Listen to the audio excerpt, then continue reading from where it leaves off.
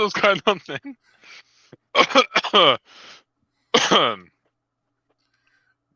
James, you good? James? What the fuck? Am I here? No, Yeah. What the hell happened there, mate? I ended up watching the freaking program instead of being tuned into it. I was totally shook. We went to the intro. I wasn't expecting Mitch, and then I see Mitch come out of nowhere. And James like... Story of my life, mate. Story of my life. Do you know what I'm saying? Right, boys, how are you all doing this evening? I'm good. We're good. Good. All Real good, quick, mate. Mitch, huge update. Have you ever heard of Hulu? Hulu, it's like a American movie, channel. It's like a American movie and TV channel. They have Love Island. Yes, I've. Oh yeah, I'm on it. And let me tell you, they're all over Love Island, ain't you? You're all over Love Island. Let me tell you, I'm way far behind you lot because we just are. So I'm only on episode 8, and let me tell you, that Ekin-Su is bad fucking business. Bad business. Well, we'll talk about that at the end, but let's talk about some transfers. Obviously, it come out today and over the last sort of 24 hours that John McGinn and Yuri Tielemans are in the line for West Ham. I'm going to start off with you, Lucas. What do you make of John McGinn? Because I just do not rate this geezer at all. Oh, really? Yeah, I actually quite like John McGinn a lot. I think he's an absolute rat bastard, but I do think he is a dog of a midfielder. I call his type of midfielders. You call Pablo Fornal's industrial. I basically call industrial midfielders rovers. They just run around everywhere like pit bulls, and they just cover a bunch of ground and they're composed in some aspect. I like John McGinn personally. I hate playing against him because like I said, I think he's just an absolute rat bastard. He's a shithouse, but I rate him. I like what he's about, and I think given the proper system and he's on the correct team, I think he could be a really good player. I think he suits Aston Villa very well, and I would not mind him at West Ham at all. Oh, I don't know, Mitch. What's your thoughts on John McGinn?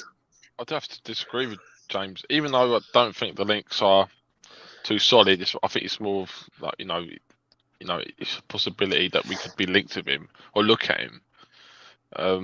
But I've always liked John McGinn. I've always liked it. Every time I've seen him play, I've always liked the way he really gets about quick. He's everywhere. He's not as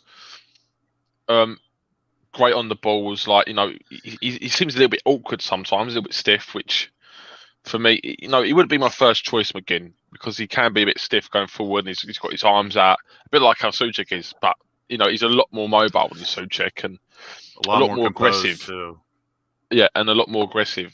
So I like him, and if we got him, I would be happy. I would be happy this summer because I know West Ham and any midfielder's better than none, and I think McGinn he's decent, but with the money, I think they're talking. And some of the Villa fans were talking about today in the fucking replies.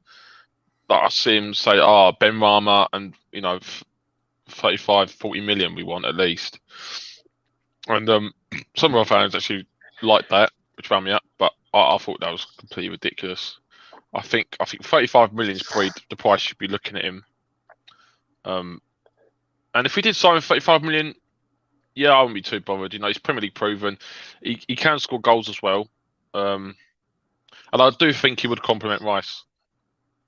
I'm not convinced, boys. I really am. I agree with Anthony on that comment. McGinn runs a lot, doesn't affect the game. Simple as that. What's he doing to affect the game from midfield? Not a lot. Like Mitch said, I think he's like a fly on shit. He's just everywhere. And he always seems to be breaking up play to me. Yeah, I just don't. I think as a midfielder, you need someone who's going to be more technically good. If we're going to break up play, we might as well keep Souček in there. Do you know what I mean? Let's be honest. Souček don't even break up play that much. He's slow as fuck. You know what I mean? He covers the thing is McGinn covers loads of ground, similar to Souček, but McGinn is a lot quicker in these transitions, and he's a lot more aggressive in the way he gets about. Whereas Souček, he covers the ground because he's running back from his shitty headed cross that he's just had. By the way, I need to touch on this. Did you see the tweet today about that got 200 likes from our fan base saying Souček is underrated and he would get into the midfield of most of the top 6 teams. I felt disgusted, and I was at work at the time on my lunch break, and I really thought, you know what, I'm going to lob my phone out the window in a minute. I thought it was absolute delusional. And I think our whole fan base has just gone back to fucking being retards. I'm sorry, but all I'm seeing at the minute is everyone forgetting all the past mistakes that all the players have made over the last season. Masuaka's come back. Oh, King Arthur. And like, oh, Diop's back. Good to see Diop. And like Souček, he was instrumental. He played like 46 or whatever games for us last season. Yeah, because he was the only other midfielder like we've got in the whole fucking squad. Yeah. And I'm just sick to death of like people forgetting and brushing under the carpet all the shit and then making comps on the players. Like I reckon, like for example, Alan Mazeppa, how he still thinks Masuaku's fucking got a place at West Ham, I don't know. And how he's still even here, Masuaku. I think he'll be in next season as well. And he shouldn't. He's shit. He's so poor. Lucas, you know Alan, yeah? I've got to get him on this channel, mate, because I need to ask him some serious questions. If he thinks Masuaku should be staying here, I want to know the reasons why, how, and what he sees to make him see him stay here. I agree with what Mitch is saying. Listen, when it comes to sort of going back to sort of McGinn, when I look at McGinn, I think that's West Ham of old. Like, who does McGinn get in the top 6? I don't know. I think it's a Gets bit in the Man harsh, United James. team. Really? But yeah, currently he wouldn't probably be my first choice though, James. He wouldn't like, he's not a player that I would look at. He's a Scott McTominay. He's just another Scott McTominay, in my opinion. Oh, no, he's not. He is, mate. I do not rate this geezer at all. That's disgusting, James. That's rude. Mate, that's rude to Scott McTominay, mate. To even compare him to I don't think so. I think Scott McTominay himself would admit that McGinn's a better player. Mate, I just don't see the hype in McGinn. I really don't. People were going to me today on Twitter. I think you see it, Mitch, right? And people were saying to me about stats and things. I said, well, everyone keeps saying about Souček and his stats and what he does. Like, West Ham. No, his stats ain't that good. Yeah. That's what I'm saying. I'm saying Souček's stats ain't good. The only stat that Souček's got good is his fucking kilometres per game. That's it. Yeah. It's not like he makes loads of interceptions because McGinn does. It's not like he makes loads of tackles like McGinn does. It's not like he scores goals with his feet and link ups the play a lot better than Souček does. Yeah, but don't we have Declan Rice for that? We do, but one have two. One have cheeky 2 players for that. Yeah, I don't know, mate. I think a technical player, like a DM who's technical as well. 100%. Yeah. I agree with Mitch. I don't think John McGinn is near my first choice options, but I mean, if we're being realistic, he is an upgrade on Souček in my opinion. But I don't know. I rate John McGinn. I like a midfielder that is just everywhere, breaks up play, and he plays a good ball. And he has a thunder cunt of an absolute shot. He does. He scored some bangers. That one in the championship how long was it ago? 3 years ago? He scored an absolute whirly. But that's besides the point.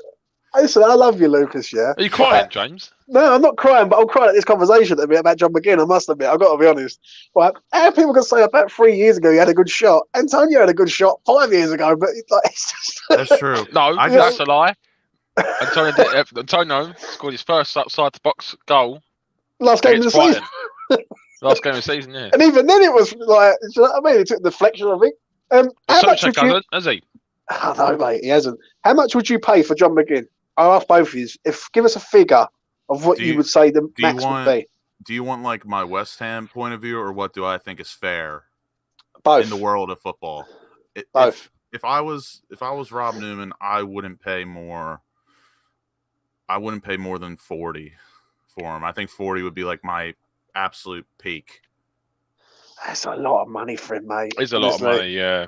How much would you say, Mitch? So, for me, if I was the manager, for me as a West Ham fan, I would say, I would take any signs really, in midfield because it's never guaranteed. So I would say, as a fan, I would be happy if we got McGinn for 35 max. But if I was manager, I would not pay more than 30 for him. Because I think when you start looking at 35, 40, you can start looking at the foreign leagues for top quality technical players at that price. And yes, it's slightly more of a risk, but that's what football's about. You take risks on foreign players. There's definitely better value out there for sure. Don't get me wrong. You got to take risks. You can't just always go. Let's go to Championship to sign decent players, which we've done all right, but you can't always rely on that. Sometimes you've got to take a big risk for a bigger chunk. Like Liverpool done it with Salah. He wasn't guaranteed to do it in the Premier League. He did. Man City done it with De Bruyne. Came to Premier League, smashed it, and now they're two best players in the Premier League. Sometimes you've got to look at that gem and pay 35, 40 million for him, and that's what I would personally be looking at as a West Ham fan. If I was manager. But there's a reason why Villa would want to get rid of him.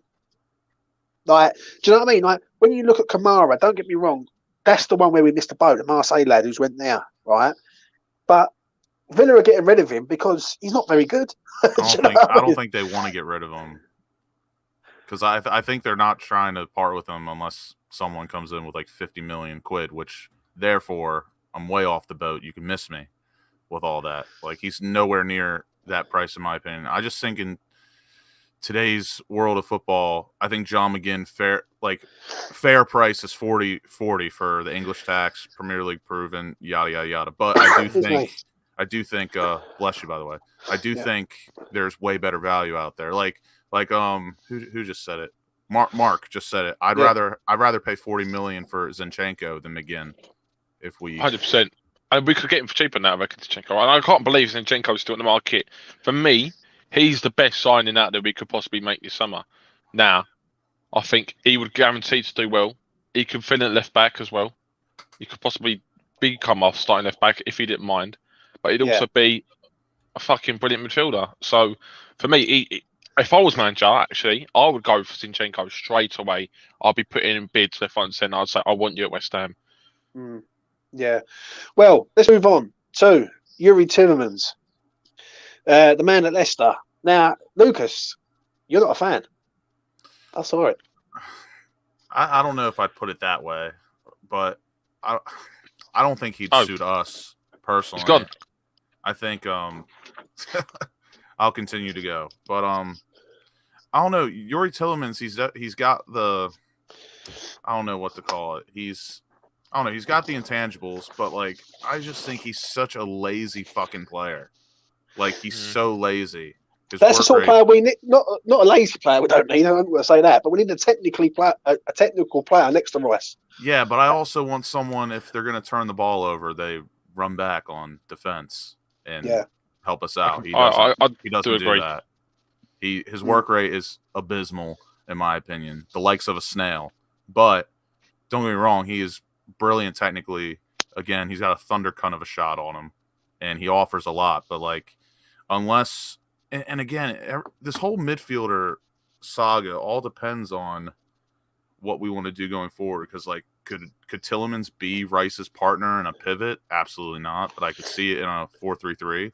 Same with Zinchenko. I don't think he could partner Rice in a double pivot, but in a 4-3-3, Zinchenko would be lovely.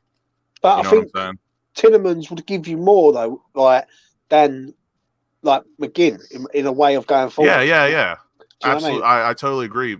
Going forward, but I mean, I don't know. If you ask me if I'd rather have John McGinn or Tielemans, I don't know. It's tough for me because I don't know about that.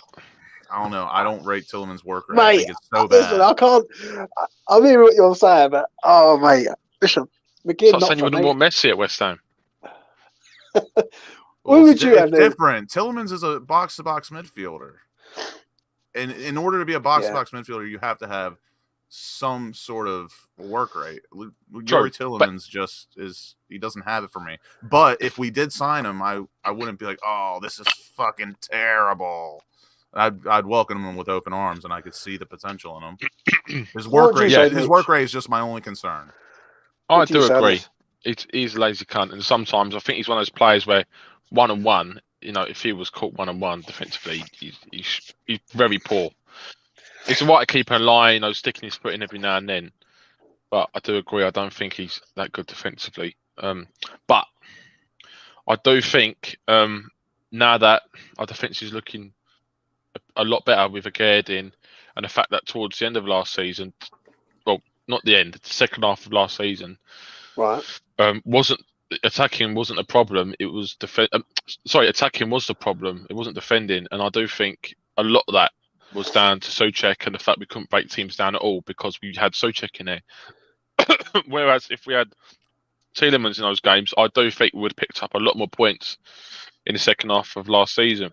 So when I think of it like that, and I think, if we do play how we finished last season, which I don't anyway, if it was, I do think Tielemans would be crucial to our team. I do think he's the kind of player we should be looking at in terms of technically much better going forward. And because I don't think we've got anyone in the team really that's got that killer pass.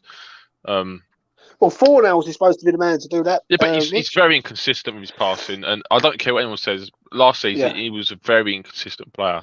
He was very inconsistent, and you can't say he had an all right season. Well, let me put this to you. You've just said about Tielemans, yeah. Last season, we put Lanzini in midfield, who plays a similar way to Tielemans, but people won't have Tielemans because he don't run about. Like, do you know what I mean? Like, Eriksen's not going to run around. In all fairness, I think Lanzini gets stuck in a bit more than Tielemans would, but he's a lot weaker. He's a lot smaller. Yeah.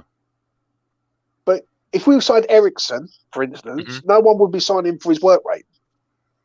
I don't think Eriksen would suit us at all.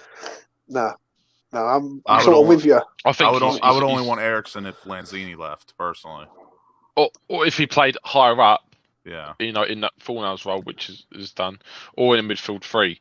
I don't think in midfield 2 would work. I think Tielemans would work better in a midfield 2. I think ideally, if we could play a situation we played 4-3-3 and then a midfield 3 of Rice, Tielemans, and say Fornals, I think that would be the best. Yeah. You could get or Connor Coventry. My only dilemma is like. And I see what Anthony's saying. I'm not nuts, and I'm not saying McGinn is better than Tielemans, but you've got to ask the question: which one would fit better in our system currently, John McGinn or Tielemans? You'd have to say McGinn, 100%. Yeah, I agree. But do I think he's a better player? Absolutely not. But that's the reason why Messi wouldn't suit our system at all. But he's one of those players that can change the game, and so could Tielemans. Like all it takes is one, perfectly hit pass over the top, which finds a player in behind, and then completely change the game. How would you describe Tielemans as a player? What type of player is he? Pick the ball up and pass it forward. He's a forward-thinking. Very good first touch. Can hit a ball really well as well. He's like a lazy, and I'm not play style wise. He's like a lazy Gerrard, very lazy Gerrard. He's got a very good shot, good passer of the ball. He doesn't really drive the ball forward that well, but I mean, anything on ball related, he's very, very good. Just the work rate just really concerns me for a squad like ours. I don't know. I just think Tielemans would be an absolute peach of a signing for West Ham. Forward thinking. If you signed him. How many times last year did we see West Ham playing sideways and back passing, right, and having nothing going forward? Like and how many times did we really? Honestly, go through the middle of teams. We didn't. We always used to go down the side.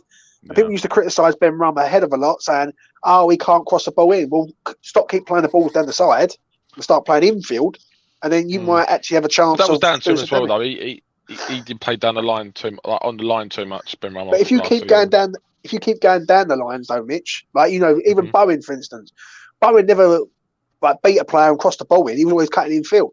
So it's like we need a player really, and so I agree with you. I'm with you in the Souček camp now, right? I wasn't at the start of sort of last season. As the season went on, I looked at it and I thought, you know what, Mitch has got a banging point here with him because I'm looking at games where what does he actually do? He doesn't play a killer pass through the middle. He's not productive going forward as much. He just don't start next season for me. And I think Tielemans would be a good signing. I think for a decent fee, I think it's a no-brainer for me. I think when people, and I know Lucas said 40 million, which is that's up to him what he thinks of McGinn. I wouldn't pay 40 million for McGinn. I could go and find Lewis O'Brien in Huddersfield and pay cheaper than that, and he does the same job as him. I wouldn't either if it helps you at the end of the day. I wouldn't Lewis pay 40 for McGinn. But Lewis O'Brien, though, Mitch, he's a decent player. He's up and coming, and I think McGinn is really from Monaco as well, actually. Yeah, I don't know. Do you know what I mean? McGinn would rack up bookings every time I've seen him play. Always gets booked. Do you know what I mean? That's true. That's fair. I'll give him that. That's fair. Richard says he'd like to see Zinchenko in there, so he agrees with Mitch. What Mitch is saying. I think Zinchenko would be absolutely an immense signing, and he's so good. He's so good. Yeah. I was telling James, you the other day, or I can't remember if it was you or someone else, but like you can just tell, like you don't even have to watch him with the ball. Just his movement and everything is second to none. He's so good. Yeah. What do you think about being around top quality players he has been for the last 5 years, or whatever, has really helped him and training with them every day. I think he's really got a good understanding of like forward thinking, movement, and he's always a step ahead every single time. Like that Ukraine match against, I think it was Wales. No, it wasn't Wales. The match before was it Bulgaria? No, it wasn't Bulgaria. Where was it? Against Scotland. Scotland. He would get closed down by two players, and the ball wouldn't even be at his feet yet. He would just do a body feint one way, and he'd just squeeze out as soon as the ball got to him. It was insane. And he would just play a masterclass ball forward. He's really good. What do you think of that comment there? Yeah, a three-man midfield: Rice, Souček, Tielemans. No. It wouldn't work because then Tielemans would have to be the highest out of all of them for me. And in that position, then I don't think, but Tielemans is quick enough to play in that role. I don't think he's, skillful enough, like on the ball in terms of like knocking around a player, that kind of thing, to play in that role. I think you've got to have a bit more drive, because if we was to hit a counter attack and was to progress the ball forward, who are you looking at? You're looking at Tielemans, and Tielemans ain't a player that picks the ball and really drives with the ball. You want someone to pick up the ball and really drive it forward. Pace either. Yeah, and then you're looking at him, and then probably you're looking at Rice, and then as the best driving force, you don't really want him in that position. You want someone else in that central position, really. So I do think the 4-2-3-1 system suits us. It suited us at the start of the season. It's just the way we use it. It's just the players in there, and the confidence. Really, I think that. But I still think 4-2-3-1 is the way forward. But say if that was Rice, McGinn, Tielemans, it would 1,000% work. It would 100%. Is that because Souček's like it, Mitch? Oh, obviously, yeah. It's true. It's true. It's just true. I love Souček personally, but I want someone to check. I want someone to check Mitch's hard drive, mate. I swear he's got a problem with Souček. 100%. 100%. Yeah, I do have a problem with him. I've gathered it, mate. I've gathered. Do you know what I mean? Personally, I just don't think he's so. I don't think for the best interest of West Ham going forward, he's the right man to start. I think there's so many better options that could play in front of him in the midfield with Rice. Before we move on to Danjuma, I just want to ask you though, Connor Coventry was seen back in that at the ground, and he's with the team for pre-season. Well, apparently, he could have taken a longer holiday and didn't, which I was really happy about. Yeah. So is he going to be the man to come in and not sort of be a backup, but sort of like, well, he will be a rotation player. Player. Yeah. 100%. Or if you don't sign him midfielders. Yeah. Do you know what I mean? I want to see Connor be given a chance. I agree with what Lucas said previous. Last season, I thought for going for Crowell and end up letting Connor go out and loan, I thought it was absolutely scandalous. I thought he was excellent in pre-season last year. He was so good. Do you know what I mean? He was good, but yeah, we will see what happens with him. Moving on though to Danjuma. Mitch, this man was at Bournemouth. What do you think? Do not care about the Premier League thing. I've heard. Well, I've seen one person say similar situations to Vlasic, came to the Premier League, didn't like score like one goal, went abroad, done well. For me, this is a completely different situation. Danjuma is a very threatening, confidence-based player where he's got this arrogance about him and he feels confidence in himself. And now that he's in this role where he's found himself as a player, he's had 2 top quality seasons. And last season was obviously his best. Doing well in the Champions League, etc. I think if he was to sign him, it would be a superb signing. I really do. I think he's got everything as a winger that you want. I agree. But he's not excellent in. He's not like unbelievable in any category. Like he's not unbelievably fast. Well, he's an all-round, exactly what you want in a winger. He can do everything.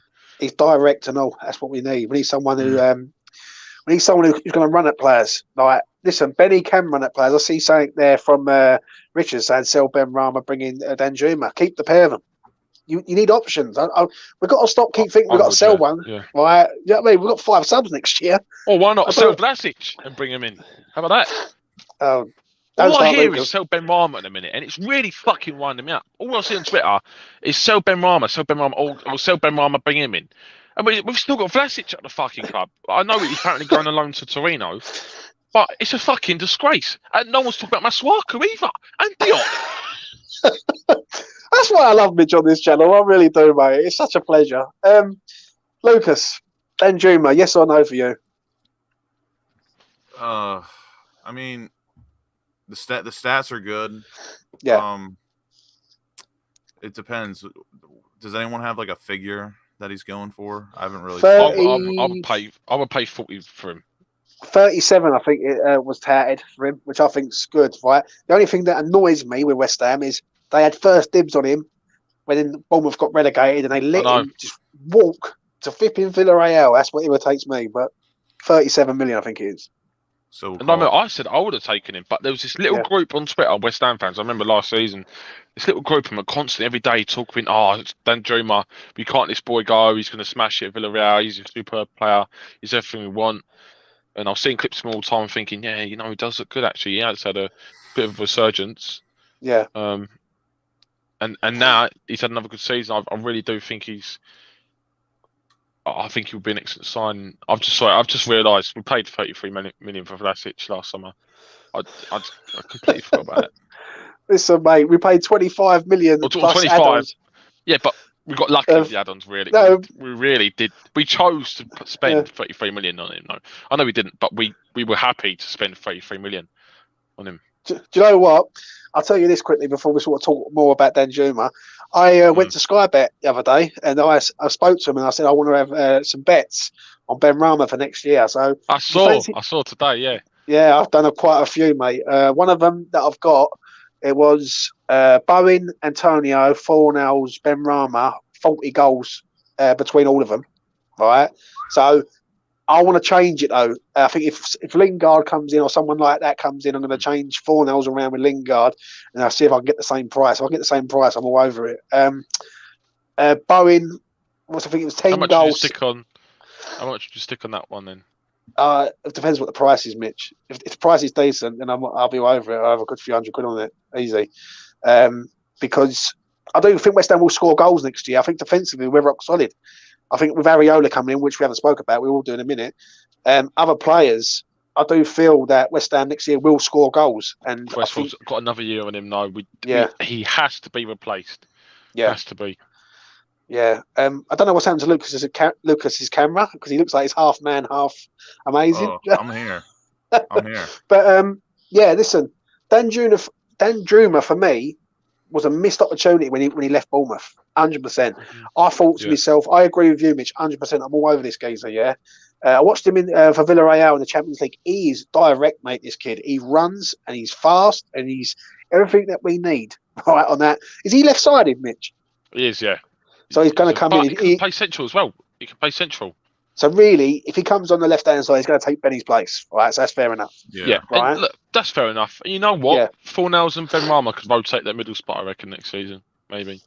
100% agree. I think for 37, 40 million, I don't think it'd be our worst purchase. But I've always I've always said I think Lucas Ocampos for £20 million would be a hell of a bargain as well. It would be, and especially if you were to put Ocampos and Nesri together for 50, I'd rather pay that than 40 for Danjuma. Lucas, sorry, turn your Richard, camera. he's a bit of a cutting. Turn your camera, Lucas, because I can just about half see you, son. I don't know what you're doing. What do you Lucas, mean, James? Lucas, turn your camera. I can just about. You're half in, half out. Mitch, I think James What? is I can having see a him mare. clearly. Well, I could see half of him. So you know what I mean. God Really? knows. Yeah. Okay, mate. But that's probably just me then. Never Were mind. you able to hear what I said at least? I can hear everything you say. I just can't see. Yeah. I can only see half of you. You look like half man. Do you know what I mean? I look great. Don't worry. Yeah. You do. Yeah. So what's the chances of West Ham getting Danjuma, Mitch? Honestly. 22.57%. I don't think he's coming to West Ham. No. I think the interest, it could be. I think 22.57% is a good shout. Ah, fuck. My chat's gone down. Fuck. That's just. I'm gutted because there was no film o'clock today. So. Well, don't worry about nice that. break. Worry about if we're getting Danjuma or not. I don't think we will get Danjuma. I think, Yeah. considering like how many players we've been linked with, I think the total now, as Don put on his Twitter yesterday, I think it's 55 players now been linked with. That is this disgusting. summer. And you forget how many players we've been linked with, and like you look back at them and you actually you remember thinking about every single one of them and what they could do for West Ham. Yeah. So really, like it's only unless concrete interest comes in, which it hasn't yet. It's only like slight interest, like with a lot of the other players. What do you make of this comment from John? Yeah, I did see that.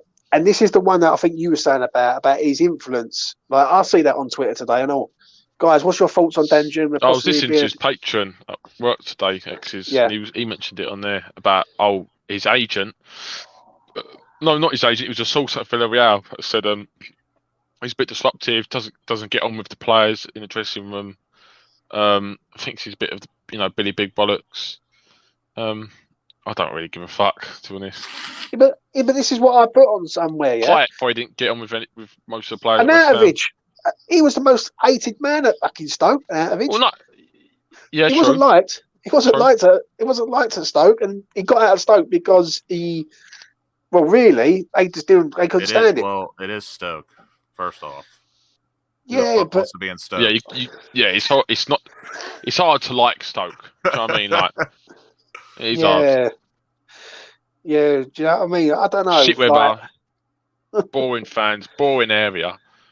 They're all inbred. Have you ever been to Stoke, Mitch? I went there away, yeah. Yeah, and I've only been there away once, and that was when Arnautovic scored 2 goals. And how was your experience? It was one of my best away days, actually. I absolutely loved it. That was a day the Masuaku chant was made as well.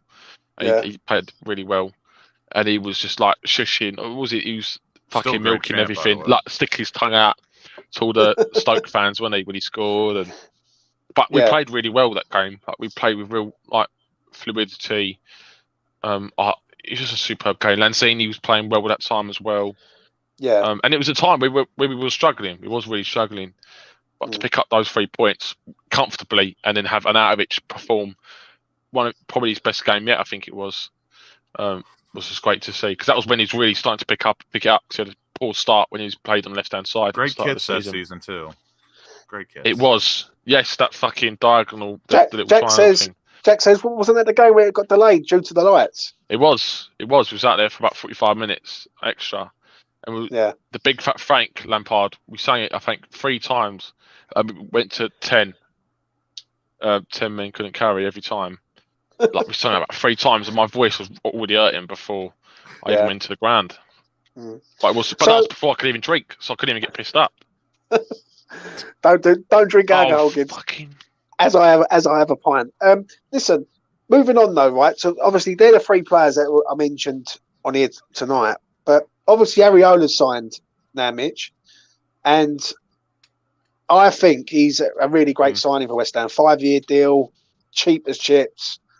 What's your thoughts on Areola before we sort of come towards the end? I think he'll be our future goalkeeper for the next Well, for the next future, hopefully for the rest of my 20s.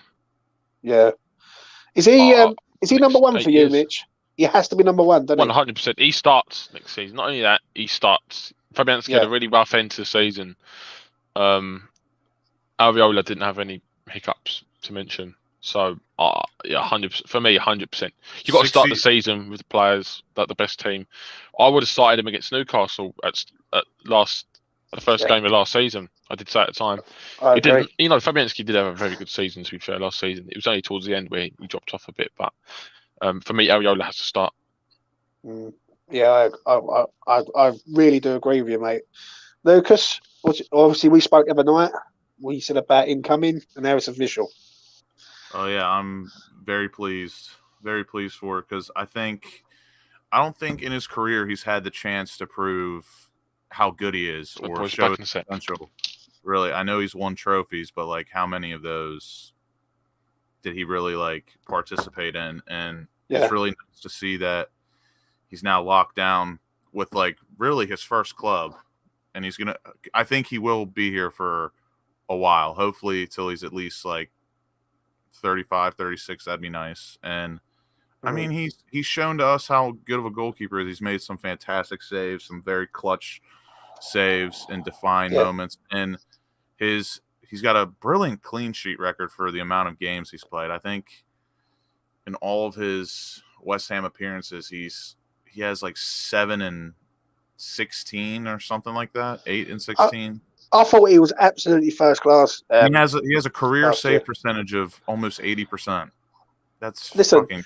I remember doing a YouTube game a year ago, and I was on different channels, and I literally was banging the drum for Areola. I was saying that we've got to get Areola in because we can't have another Roberto situation. You don't want to go out with a young lad like Sam Johnson, And people were saying, no, go and sign Sam Johnson. Sam Johnson, he's the man, and this and that. We can get him for cheap. And my attitude was, you've got a person from Real Madrid, PSG, who's done it at the highest level, and you've got a person who's come from Aston Villa and Doncaster. I said, it's not exactly putting up any trees, is it? Do you know what I mean? And like I told you the other day, I don't think Areola would have came back if there wasn't some sort of behind closed doors reassurance that he basically was going to get the keys to the number one spot. I agree, mate. I don't know. I don't know. I think he has to be number one, though, Mitch, next year. Yes, if I see Fabianski against Man City on the first game of the season, I will be absolutely fucking fuming. I will be fuming as well. Because, listen, I know some people are very loyal, and I see it on Twitter the other day. People saying, the disrespect for Fabianski, look what he's done. Yeah, but Fabianski's done what he's done because West Ham have built over time. Now, Areola has to start. Like, he has to be number one now. He will be France's number one goalkeeper in the future. There's no two ways about it. When Hugo Lloris retires, Areola's going to be France's number one. I said that yesterday, fair enough. Yeah. So he has to be number one. Like, he's a very, very good goalkeeper. I think he's going to be. Like I said, there's got to be some sort of reassurance, or he wouldn't have come back, in my opinion. See, Mike here, I'm going to try and get Mike on before too long. Fab has done a great job, made some great saves, but he's making more mistakes. I think Areola will be more consistent. I agree. Totally agree, mate. I think Areola pulls outstanding saves at the bag. Yeah. Especially for Fulham, season 4, he was putting out some top draw saves. Yeah. A lot. I think this is a big shout here. Areola will be one of the best keepers, probably top 3 in the Premier League in a couple of years. Clip it. Everyone clip that shit. Clip this shit, motherfucker. Right. Well, I hope you're right, mate. Because I do think he's a decent goalkeeper. I really do. I think he's unreal. I think he's very good. I would say top 5, not top 3, but I'm with you in that sort of camp, though, I must admit. So, now, who is next at West Ham? Who's coming in next at West Ham, Mitch? Like, obviously, Areola was done on Monday. We love a Monday signing, as me and Lucas said the other night. So I've been loving them. They're so good. Who's the next on the hit list? Who's coming in next for West Ham? In your opinion? I put my money on it. It's a bit of a mess. Broja looked tipped to be coming for the door, but now he's gone to pre-season and they want to have a look at him, try and get more money for him. I do think we'll sign Broja. towards the end of the season. I mean, towards the end of the transfer window. I do think he'll come in because he's our number one target apparently. Yeah. And I would be happy with him, as we already discussed on the last show. But I think the next player's coming the door. If I had to put my money on it, and there's something come out of the blue, I think it will be Lingard. Yeah, I agree. Friday's when his contract terminates. Yeah. Don't be surprised if Monday morning or Friday he actually signs the contract on a Friday once the other contracts. Friday is. It's all down to him. It's all down to him. What do you? I don't want to keep mentioning Lingard because partly I'm quite angry with Lingard because I think to myself, if you didn't want to come to West Ham, just don't come to us. Just say, you know what, it's not for us. I'm a bit. I understand Moyes, but I think Moyes has got this love obsession with Lingard that he just can't leave alone. Like me and you spoke about it, Lucas, and I said it on Twitter, and I've done it on the Spaces on Twitter and everything. Yeah, he's got this sort of love affair with Lingard that it's his son or something. Sorry, what Moyes? Moyes with Lingard, yeah, he just can't leave the Lingard saga alone. Do you know what I mean? So I think he has to. He just loves. He just loves the guy. You can't fight love, James. Yeah, it's just like. Do you know what I mean? I think now even more so because he's on a free. On a free, I definitely would take him 100%. I still think I'll go to the grave on this until the only way my stance on Lingard with everything that's gone on will change is if he goes to Newcastle. But I still firmly believe that Ole really fucked him. Yeah. Hard. Really hard. Oh yeah. But But Friday's going to be an absolute crazy, crazy day because not only is everyone's contracts up and they're all free agents, but there's going to be so much news. And I do think like Mitch, if I had to put my money on Sky for our next transfer, it's definitely Lingard for sure. I think, and I told you the other day, I think Broja's going to be dragged on throughout the whole summer. Do we need to sort of forget Broja now? As in, like, Chelsea have made their stance that he's going pre-season with them. Is it a sort of like, okay, fair enough, he's out the equation for now, and we go for other targets? No, but I wouldn't rule him out, but we need to have other options for sure. At least another 2 or 3. I would make a statement by seriously looking at 2 more strikers, catch Chelsea's interest and go, fuck, actually. We've missed the boat. We might miss it, and then say, look, we look at 2 other strikers. We'll put 1 more bid in for Broja. Yeah. We'll put a £35 million bid in, but that's it. And then we're going to look at these 2 other strikers. If not, but it's not like we've been talking about. It's not like they can't get rid of him, though, is it, Broja? I think they're just milking it. They're just milking it. Yeah. Yeah. Because obviously Declan Rice issue is going to come back, isn't it? Let's be honest. Declan Rice, Broja. I haven't even asked you, Mitch. So I've got to ask you this before we sort of come to wrap it up. What did you make of that on Friday when you see Declan Rice, a bid come in, Chelsea put a bid in for Declan Rice, and they was going to give us Broja and Ross Barkley and a bit of cash. There was talks of it. It wasn't made, but it was made, mate. Was it? 100%. Yeah, 100% was made. They rejected it straight away. They said West Ham are not interested in selling unless it's for 150 million. Yeah, I mean, I would love Gallagher, but alongside Rice. Yeah. Not instead of. How do you even professionally respond to an inquiry like that? It would be so hard for me not to reply like, "Thanks, but fuck off." It's true, isn't it? But Ross Barkley, come on! Like, what do you think of Ross Barkley, Mitch? Honestly, I think he's a gifted footballer, just very inconsistent. I think he's got a screw loose in his head as well. Yeah. A lot of players just, I think it's a big problem nowadays where a lot of players that do really well for their club just choose to leave for the big teams, and a lot of the times it's a massive mistake. Coutinho should never have left Liverpool. Yeah.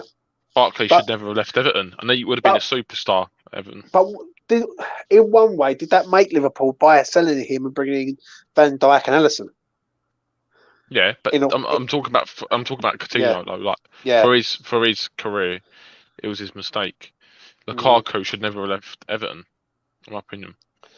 So you're saying Lingard, Lucas is saying Lingard. I believe Lingard is going to be the next signing. I think Moyes Like, I just don't think Moyes is going to say no to this geezer. You know who I really would don't. love for it to be? Yeah. Aaron fucking Hickey. Yeah, I'd love Aaron Hickey. Is he going to be the left back then for us, or are we looking at someone else now? In I'd love regards to left back. Fico. Yeah. So I'd like the Danish lad. Can't pronounce his name, but Marley. Yeah.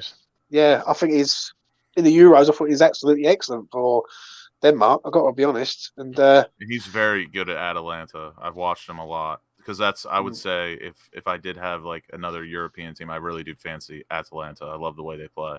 But again, it's just weird having a left back that's not left-footed. It's just awkward. But he's rapid. Absolutely fucking rapid. There you go. There's a man for you. There you go. You got Marley, and you got this man. I thought you were going to bring up Phil's fucking comment then. Yeah. He said that is a man for you. Yeah. What you make of Calvin?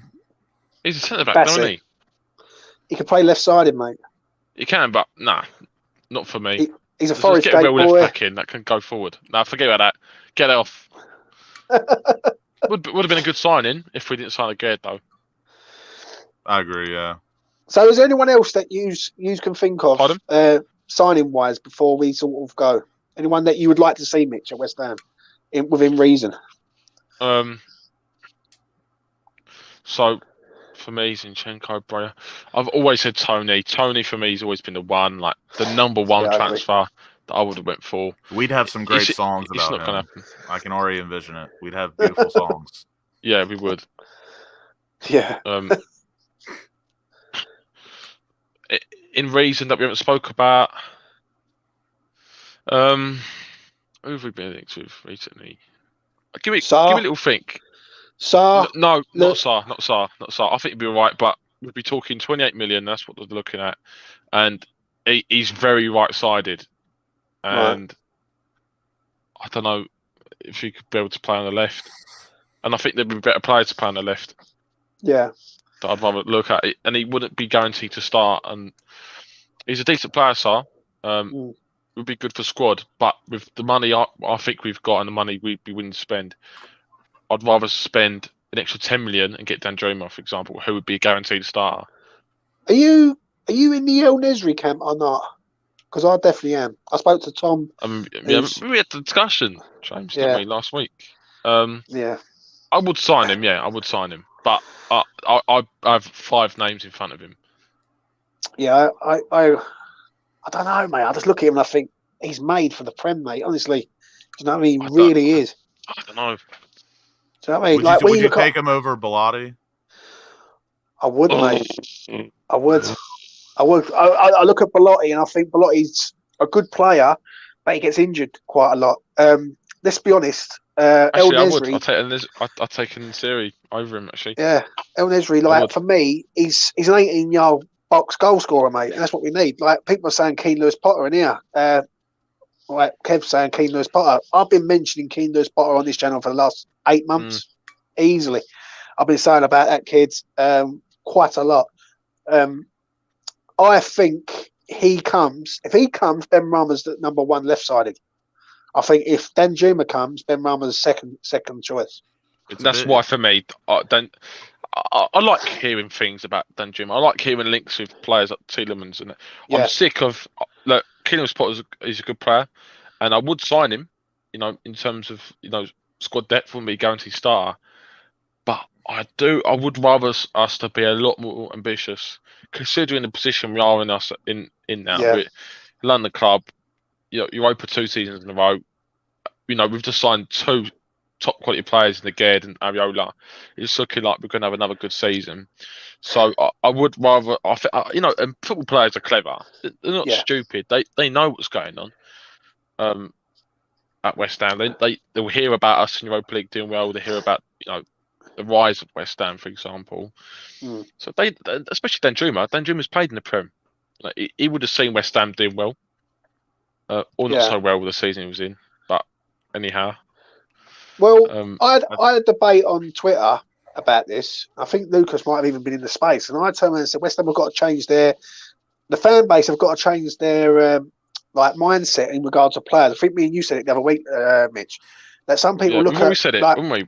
yeah, we look at Cornet and Dwight McNeil, and people say they would have them, like when really we should be aiming higher than them. Right, we've done our graft. Do you know what I'm saying? We should be aiming. Well, we should have 100%. top 6 players, shouldn't we? I would like Cornet actually as a squad player. Yeah, And as I a think bench he would player, take that role. I think he would take that role actually, Cornet. I think he'd be happy to play in the Premier League again in London and be a good squad player. You know, play in the cup games and sometimes come on for the last 30 minutes. I think he would be happy with that. And for that reason, and we would get him on cheap. And he's Burnham's an been gone ultimate down. utility player as well. He is. This- He played literally left back. can play. Yeah, He can played play striker. Exactly. I've got a great signing for you, lads. He's Italian, he's good looking, and he gets all the girls. Scott says, at this rate, we'll be signing Davide from Love Island. He's so funny. I love that. I actually love Davide striker. now. Hate him at the start. I think he's fucking brilliant. So I mean, finally, before we go, Mitch, as I haven't spoken to you for a little while, what do you make of Mark Warburton being the new first team coach? Very happy. However, how X discussed it today, which I didn't think about, the fact he's always been a manager and done it right, there would be a slight concern that he would want to tweak things and go against Moyes' judgment on quite a few things and want to kind of take over slightly more in certain decisions. But besides from that, and that is only a small concern, because I still think personally Moyes would be stubborn and say, no. Why did I just say that for? No. No, that's how I'm doing it. Yeah.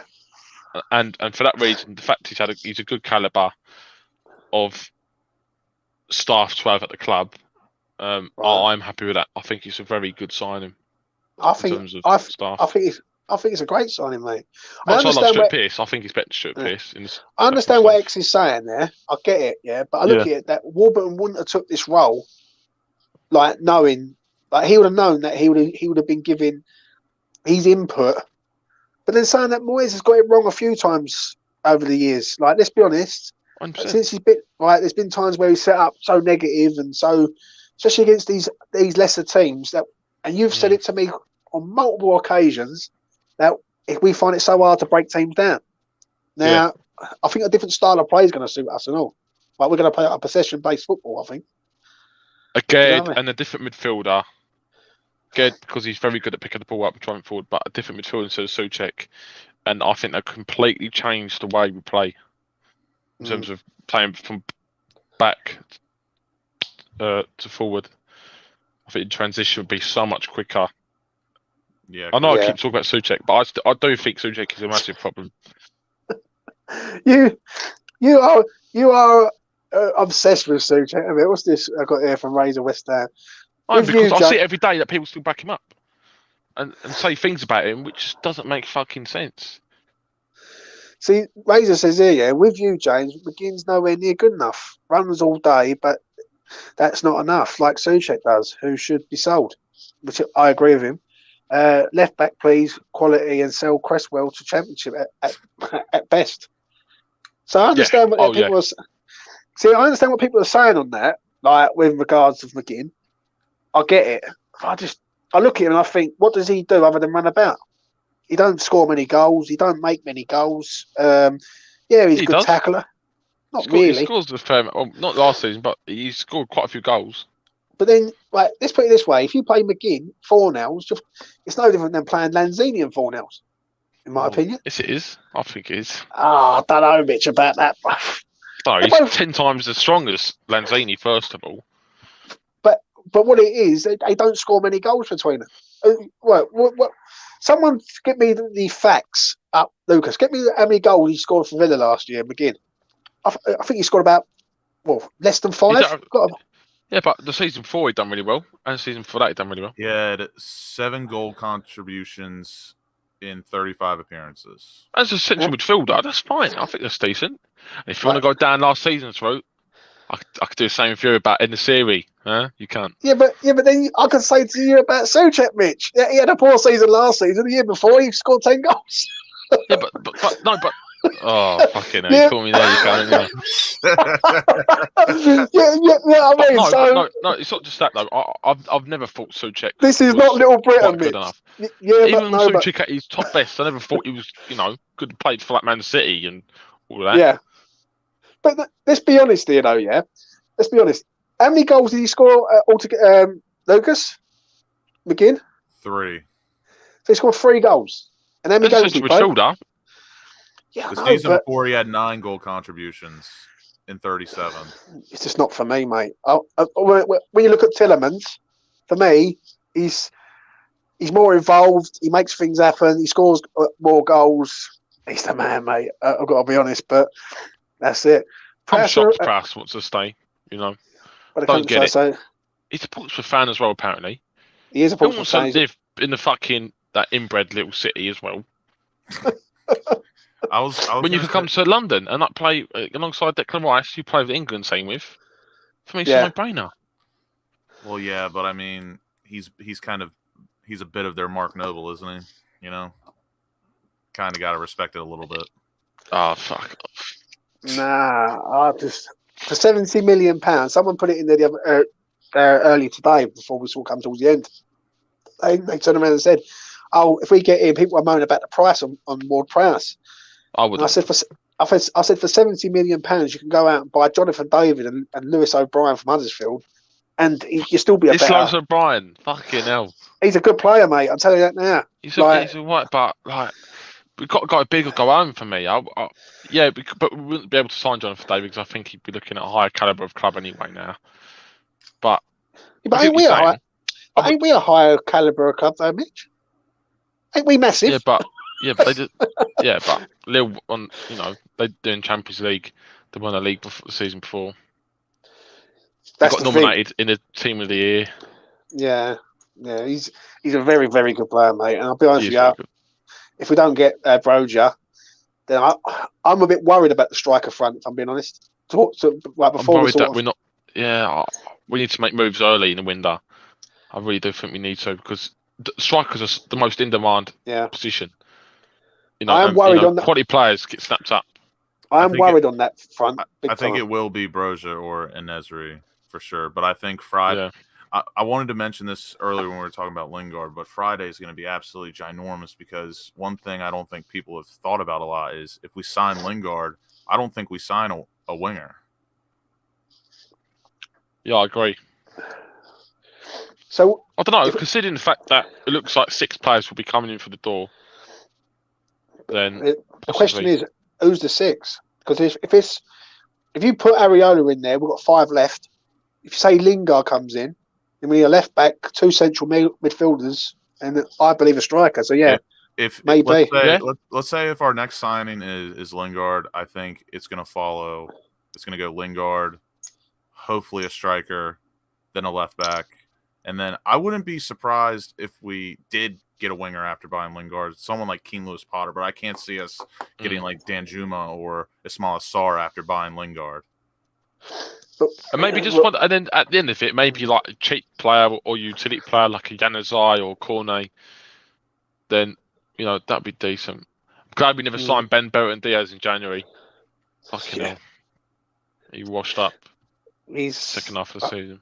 Yeah, I've got to be honest with you there, 100%. So, I just want to say this about the striker front, though, yeah? What I can't understand, and I need to get your point of view on this, Mitch, is why we put all our eggs in one basket for Broja, an under 23-year-old who had an okay season at Southampton. 20. And he's 20 years old, and we have got no other alternative. No. There's no other alternative. It doesn't look like we're looking at. I think we need to kind of, what's the word, broaden your basket. Widen your horizons. Broaden your horizon. Yeah. Broaden the horizons, 100%. I'd be shining, I think there's so many good strikers out there nowadays that really would suit the bill. I think we really do need a very similar player in terms of Antonio, in terms of they could pick up the ball and do something with it, but better end quality, better end product. Do you fear that West Ham ain't going to get a striker and they're going to go with wingers? I do fear that. I do worry about that. I do think we will. I think. But I do. it's a big push, really. Sorry, the spelling in the comments tonight. I'm not saying I'm Stephen Hawking, but the spelling has been absolutely horrific in the comment section tonight, boys. Well, they're drunk. They're drunk. It's fine. You know what I mean? If we sign Jonathan David, David Gold will tweet a picture. Great David. Imagine that. That's a good one. I must admit, I like that. Wow, we never even got to talk about that. Fucking what? Gold following the fake Craig Dawson on Twitter. Absolutely brilliant. Did he? I swear. Oh yes, I saw that. Yeah, I didn't see that. And then he DM'd Gold literally immediately saying, "We need a striker." Yeah. World class. That bloke, when I checked that the other day, I can't believe how many followers he's on now. I mean, he started the count up in like fucking 3 months ago, and I remember he was on like 20 followers and all that, getting like 2 likes and shit per tweet. And he's on like fucking 30k, 20k followers, whatever it is. He's smashing it. Mate, I might have to like impersonate Ivan Toney and say, "Can you come over to Brentford and sign us up?" Because, Ivan's the man for me. As a striker front. Lee, I really do appreciate it, mate. And if again, I would hope if 40 million couldn't do it for Brozier, I would love to just throw Brentford 40 million and see what they say. Yeah, I would, but we would not go in for Toney 100%. I don't think Moyes likes him enough for some reason, but for me, he'd be superb. Do you feel though, Mitch? Yeah. Do you feel that Moyes is only looking at a striker as a backup to Antonio rather than someone to challenge Antonio? I think he's looking at one to equal Antonio and just see who, gets on better. Maybe start Antonio at the start of the season. When if he starts really well, keep playing him. If he starts dropping off, then bit of rotation, bring the striker on in the last 30 minutes, see how he gets on. If he plays better, then start him. I think that's what he's looking at, because the strikers we're linked with, in the Serie Broja, the players that aren't guaranteed to start. Whereas for me, I would be personally looking at people. I think are rating Antonio way too highly now. I think, as I said earlier at the start of the stream, I think our fan base just forget about a lot of bad things that players do in the season before. Like Antonio in the second half of the season was horrific. He really was. And people seem to forget that. But, he went goalless for like 3 months. And it wasn't just goalless, but he was really struggling. He was blowing every game. What people keep saying about that is they keep saying, yeah, but look what he done. The assists and all that. That's what their argument is. And my argument to that is, another striker could do that. Another striker could do what Antonio done. But Antonio's a striker, right, scoring goals. At the beginning of August, or at the end of August last year, after the Leicester game, he was telling people he was going to get 25 goals. He's on Sky saying he's getting 25 goals, and I'm looking at him and I'm thinking, mate, you ain't going to get 10. Do you know what I mean? And you just about got 10. I remember when Sacco signed and he scored 10 goals this first season, and someone asked him, "Oh, Sacco, how many goals do you reckon you'll get next season?" And by the way, I love Sacco. I actually adored Sacco in his first 2 seasons. He was alright, but I had like a little personal thing for him. I don't know why. It wasn't sexual, don't worry. But I remember in his interview, he said, next season, I want to be looking at scoring at least a goal every single game now. And it's just all this fucking talk bollocks and that. And also, actually, during that time as well, I loved Diarmi as well. Diarmi was my little favourite player. Sacco, Diarmi. I think that was Diarmi's last season. Diarmi was special for me. Well, we will find out. Listen, I'm going to wrap it up there. Listen, lads, I really do appreciate it. You coming on tonight and talking about it. Do you know what I mean? It's going to be an interesting week, I would say. It'd be interesting to see who we do get, though. Do you know what I mean? We're going to have to. I cannot wait for Friday. The next signing has to be name on the back of a shirt signing. I don't think a guard is yet. Right, I think he will prove to everyone. I agree, Areola, James. I agree. It has to be a sign that we go, yes, now I can't wait for the season. Because at the minute, we've only signed really one player because the other player was already here. Do you know what I mean? So don't worry. He's coming home. He's coming home. Do you know what I mean? One thing I'm waiting for is the away kit as well. I want the away kit to go out because every season I always buy a kit. Just like if I play down fucking 5-a-side or something, I'll put that top on or something. Yeah. But I physically can't buy the home kit this season because it makes me sick. It looks good on them, and it's going to look good on the pitch, but I could not wear that. I think it looks better on the players, yeah, because it's a little bit different. I think anything different on players because they're all fucking really good looking blokes, besides from Suchek. But they're all so obviously it will look better on them. But I personally, like in person, I think it's disgusting. So I just want the away shirt to come out now, and hopefully at the same time we can all play at the same time. And also I've got a 90 quid like club credit thing up there, which I still haven't used. I need to spend that. It's just been sitting and right in there. See, John's saying, James, it's going to be Neymar Jr. Can't have it. That'd be nice, wouldn't it? Oh, Neymar coming to West Ham, I must admit. We was linked to him a long time ago. Yeah, we certainly was. I tell you what, the comments have been good today. I'm really proud of all of you. Mitch, Mitch, I'm going to ask you this, because obviously we spoke about it earlier on, about the betting side of it, yeah. What bet would you say would be a good bet for next year for West Ham, players-wise and position and things like that, in your opinion? I'll do a special bet. Yeah. First, if you can't get it, first player to be sold in January, and I'd have Souček on there, like 80-1 or something. I'd put that. No, I'm not talking about players sold. I'm talking about the season, goals, assists, positioning. I don't know. Not Souček, mate. I know you're obsessed. Okay, I've got one. I would add. Like, I think you can do this one. You can request it. Yeah. At the end of the season, the player to have a lower pass accuracy than something. I'd have Souček to have less than 60% pass accuracy over the whole season. I'll give up, mate. I'll give up. Do you know what I mean? Do you know what I mean? Truthfully, I'd have Bowen to get 20 goal contributions in the Premier League. I reckon that may be a decent odds. Well, 15 goal contributions for Bowen right now, 22-1, mate. 22s. Say that again. 22-1 for Bowen to assist 15 goals, which I think is a great bet. You know, be a good punt is if you do Bowen 20 plus goal contributions in the Premier League, and then throw a cheeky Aguerd or Kurt Zuma 3 or more goals. Yeah. The one I had to do it today, because obviously I like Benny.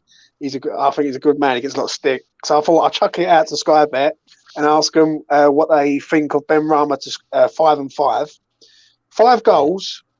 I know. I'll tell you what, I asked for 5 and 5. They give me 8 and 6. So it's the same stats as what he done last season in the goals, but not the assists. They offered me 3-1, which I don't think is too bad. I think Benny could get 8 goals and 6 assists. I know he'll do the assist. The goals might be a bit difficult, but the assist, I think he does. But no, I said to him, can you tell me how many goals for Ben Rama for next season? 10 goals in the season. They come back with 2-1. I went, mate, you're having a laugh, mate. I got 40-1 last. Yeah, 2-1. I went, nah, mate, not for me. What? And I messaged minimum 5. 5 some talking. No, even 8s. I'll be saying 8s or 9s for me. And I said, nah, mate, 2-1. To start next season. That's shocking. 2-1. But the bet that I will be backing, the one I have told them, is Bowen 10 goals, 6 assists, and Ben Rama 6 goals, 6 assists. I think I got it, if I remember rightly. So I've 11-4. Premier League or all competitions? Premier League. Okay. Bowen will play 11-4. I think. Well, Bowen plays every game in the Premier League. Imagine you make that bet, and then Danjuma signs. Yeah, but Mitch, I'm not that silly, mate. I'm not going to do that bet until I know that that left side sorted out. Now, if Keane Lewis-Potter comes in, I don't think Keane Lewis-Potter comes in and takes Ben Rama's place straight away. In time, he will do, because I think he's absolutely phenomenal. But we will see. Anyway, I'm going to leave it at that. Boys want to get to Love Island and whatnot. So, please do like the video. Please do subscribe to the channel if you are new around here. And please hit that notification bell, as Lucas always says every single time, mate. Do you know what I mean? So please don't forget to do that. West Ham, we're looking at them 3 players. And for me, I think it's they're good players, some of them. I'm not convinced on John McGinn. I won't have it, boys. I mean, listen, I will not have it at all. But We disagree. but Mitch says Souček is key. Well, that's in the new season, so that's that's what it's all about. Anyway, Don't even do that. don't get me started. Don't get Mitch started on Souček, mate. Anyway, take care. Enjoy your evening. Goodbye.